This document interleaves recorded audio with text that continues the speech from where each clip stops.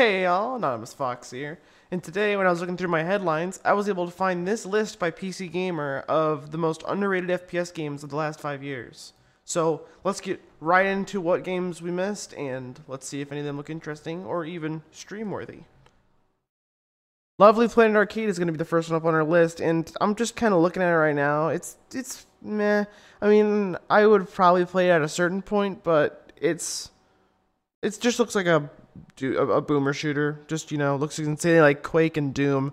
I mean, you even got a shotgun to drive the point home. But anyways, it's called Lovely Planet Arcade. If you guys want to check it out, I'm probably just gonna, scroll down a little. House of the Dying Sun. This one looks neat, space themed. I'm gonna check out a little bit of this video. Emperor is dead. The royal guard is scattered. And a false king sits on the throne. Execute the Emperor's final edict. Hunt the traitor lords and bring to their people. The graphics look super interesting, and the whole space theme means you got pretty much 360 movement around your target, which is really fun. Just to be honest, what it looks like right now is it looks like No Man's Sky, but they made it insanely combat oriented instead of more exploration based, which that has some potential to be really, really cool. And just looking at it, it looks super neat. It looks like dogfighting, and hell, a good dogfighting game is really good every once in a while. I mean, we got Star Wars Squadrons, that one's pretty good. But yeah, House of the Dying Sun. Let's read a little bit about this. It's a spaceship shooter, but House of the Dying Sun is not a simulation. It controls more like an FPS, favoring fast, brutal action over the usual draw dogfights. Battles are intense and punishing. That's super interesting. Even more so, once you start actively switching between your ships in your fleet, think of it like first-person homeworld, where you're the one in the cockpit for every kamikaze run. Bleak. Yeah, that's the draw. Let's get into Lawbreakers, which this one I actually saw because this came out around PUBG, which it was either play this or PUBG, and I'm pretty sure more people flocked to PUBG to start the whole Battle Royale era. Let's get into watching the video because I love myself in FPS. Let's see. Oh, it's on PlayStation.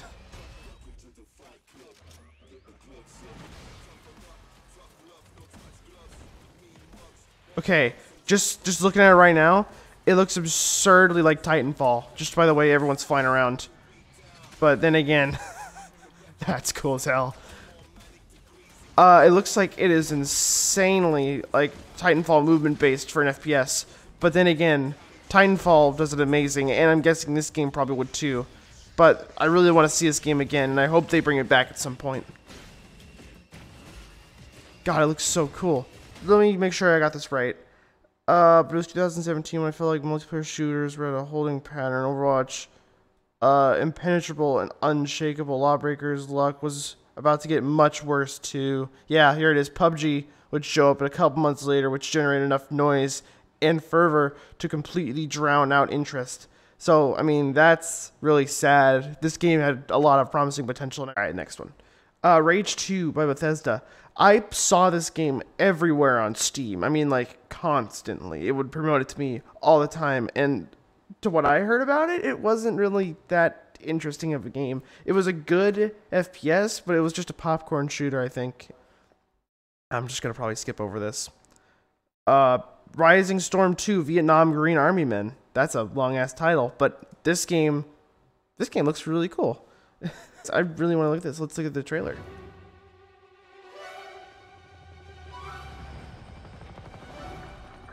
Oh god, what is this song that's playing? Oh, never mind. Wait, it's a DLC? For what? Oh, Rising Storm. What am I, dumb? It says it right there in the title. But this looks really, really dorky and interesting. It looks like they took Rising Storm, a serious game, and made some comedy elements to it, which, I mean, that's always good to games to embrace a little bit of comedy, which...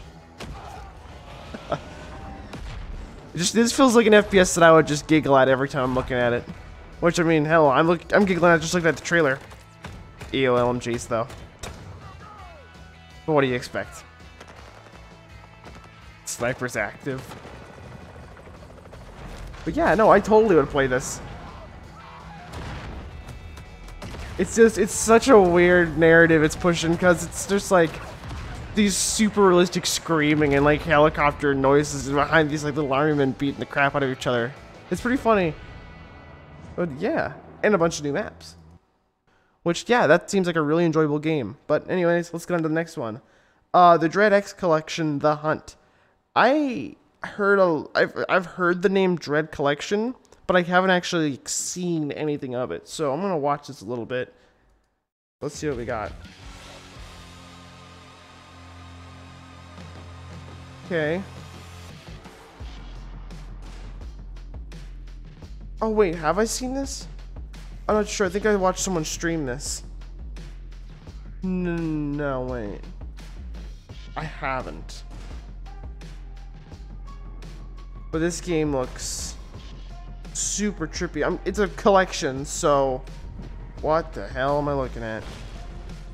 That stuff's crazy. So they're all using the same stuff to make an engine, I'm guessing, but they're all changing up the gameplay narrative because, you know, they're different games, so all in one collection, which has some potential.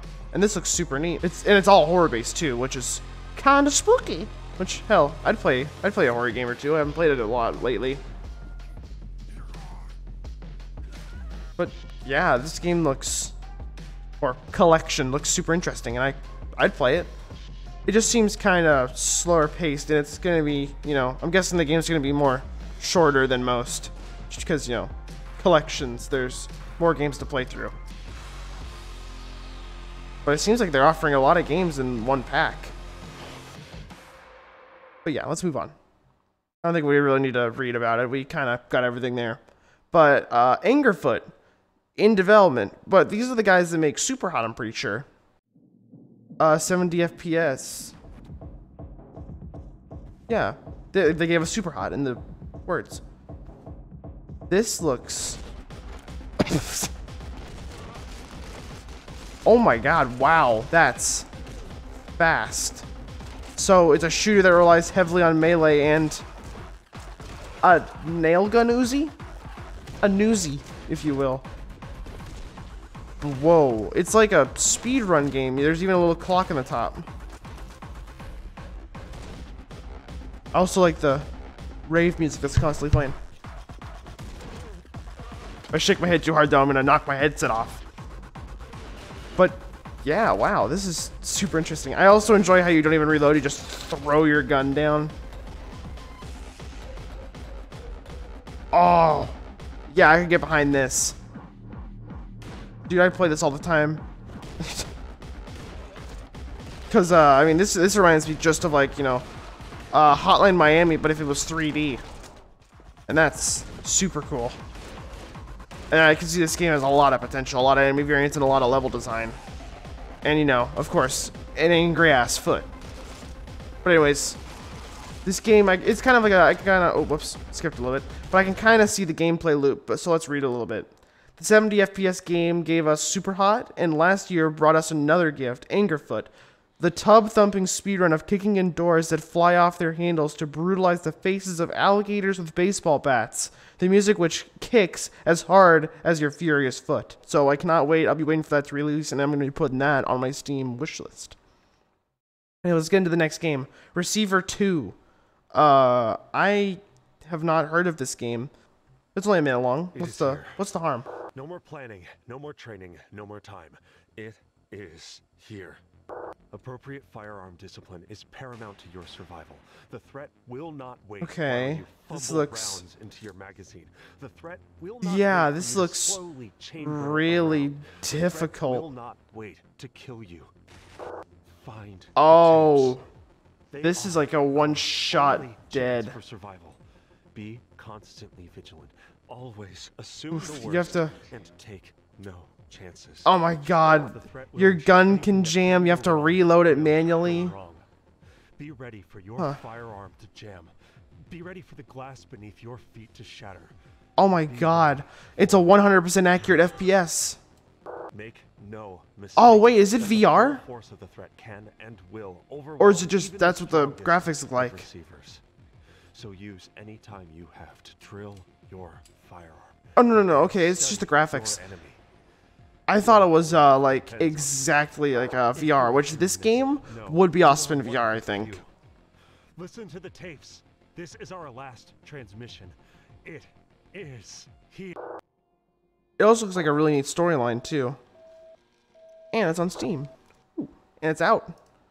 So that's already promising. Let's read this a little bit. For our money, Hidden Gem FPSs don't get better or more interesting than last year's Receiver 2. It's a predecessor from 2012. The game is dead simple. Wander around procedurally generated buildings and shoot drones. The hook is that every single function is of its real-life handguns ranging from a Glock, M1911, Desert Eagle, etc. are simulated in-game. Everything from charging the hammer, turning off the safety, and loading individual bullets into a magazine has its own command. After an hour or two of fumbling with reloads, you start to learn the order of operations and handle your guns like a pro. It's a fascinating, unforgiving game that demands perfection to see it through. And that looks like it's all of the list. And I really want to actually play this on stream because I like firearms and guns, and this would be amazing just to have an actual technical shooter. Speaking about FPSs, Destiny 2 Solstice glitch gives infinite legendary shards. I mean, this is just funny in itself, because this is the third year Destiny's had Solstice, right? And it's somehow the third year that they've also had a glitch in every single Solstice event. So, I mean, they're keeping the trend going, I guess. But then again, infinite legendary shards is pretty important because it's a main currency in the game. And let's read a little bit. Glitches in gaming can cause a variety of things ranging from fun and harmless, game-breaking, or useful. One recently discovered Destiny 2 glitch definitely falls into that last category. Okay, I'm just gonna skip over this because it sounds just like them finding it. The exploit itself is relatively straightforward. Destiny 2 players need to acquire any majestic armor set, then store one piece of it in the vault.